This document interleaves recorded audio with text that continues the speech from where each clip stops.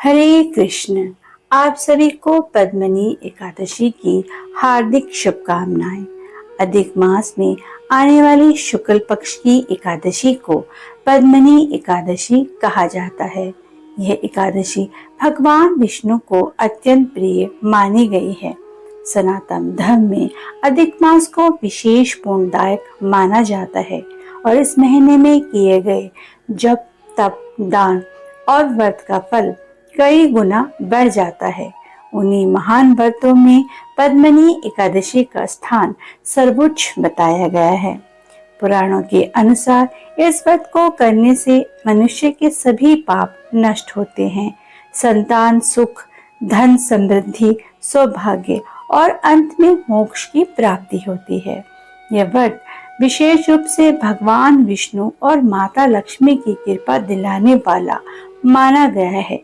इस दिन भक्त उपवास रखकर, रात्रि जागरण करके तथा विष्णु सहस्रनाम का पाठ करके प्रभु की आराधना करते हैं। आइए अब हम पद्मनी एकादशी की पावन कथा का श्रवण करते हैं। प्राचीन समय में त्रेता युग में महिषामतीपुरी नाम की नगरी में एक पराक्रमी राजा राज्य करता था। उसका नाम था राजा कृतवेय। राजा अत्यंत धर्मात्मा, दानी और प्रजावत्सल था। उसके राज्य में किसी प्रकार का दुख नहीं था। धन, वैभव और ऐश्वर्य की कोई कमी नहीं थी, परंतु राजा के जीवन में एक बड़ी पीड़ा थी। उसकी कोई संतान नहीं थी। राजा की अनेक रानियां थीं, किंतु सबसे प्रिय रानी का नाम पद्मनी था। रानी पद्मनी अत्यंत पतिव्रता, धार्मिक और भगवान विष्णु की परम भक्त थी।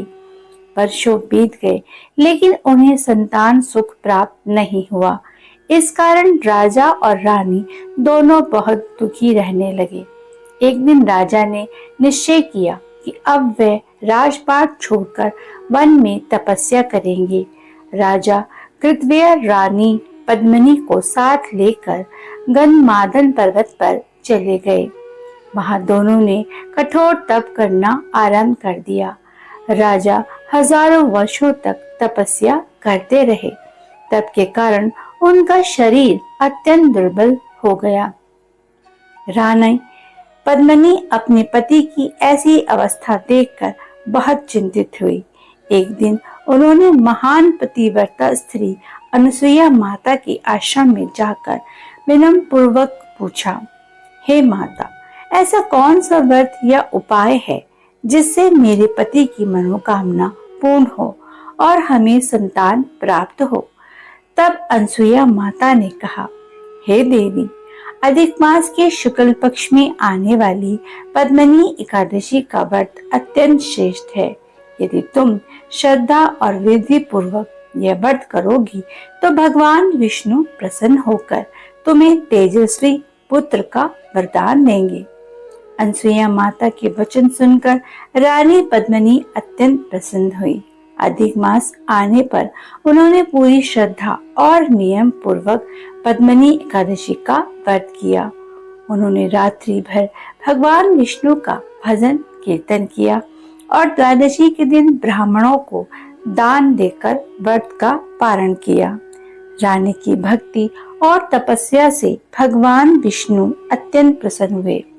वह गरुड़ पर सवार होकर प्रकट हुए और बोले, हे देवी पद्मनी, मैं तुम्हारी भक्ति से अत्यंत प्रसन्न हूँ, वर मांगो। रानी ने हाथ जोड़कर कहा, हे प्रभु, यदि आप मुझ पर प्रसन्न हैं तो मेरे पति को ऐसा पुत्र प्रदान करें जो संसार में महान, पराक्रमी और यशस्वी हो। भगवान विष्णु ने तथास्तु कहा और अंतर्ध्यान हो गए। कुछ समय बाद रानी ने एक तेजस्वी पुत्र को जन्म दिया। वही पुत्र आगे चलकर महान पराक्रमी कार्तवीर्य अर्जुन कहलाया। उसने अपने बल और पराक्रम से रावण जैसे महाबली को भी युद्ध में पराजित कर बंदी बना लिया था। इस प्रकार पद्मनी एकादशी के प्रभाव से राजा कृतवीर्य को संतान सुख प्राप्त हुआ और उनका जीवन सुखमय हो गया। शास्त्रों में कहा गया है कि जो व्यक्ति श्रद्धा से पद्मनी एकादशी का व्रत करता है उसे 1000 यज्ञों और तीर्थ स्थानों के समान पुण्य प्राप्त होता है। ये व्रत मन को शुद्ध करके भक्त को भगवान के निकट ले जाता है। तो यह थी पद्मनी एकादशी की व्रत कथा। प्रेम से बोलिए एकादशी माता की जय, विष्णु भगवान की जय। तो दोस्तों, यदि आपको कथा का श्रवण करने में आनंद आया हो तो आपके अपने इस चैनल को सब्सक्राइब, लाइक तथा शेयर अवश्य कीजिएगा और कमेंट बॉक्स में हरे कृष्णा अवश्य लिखिएगा। धन्यवाद।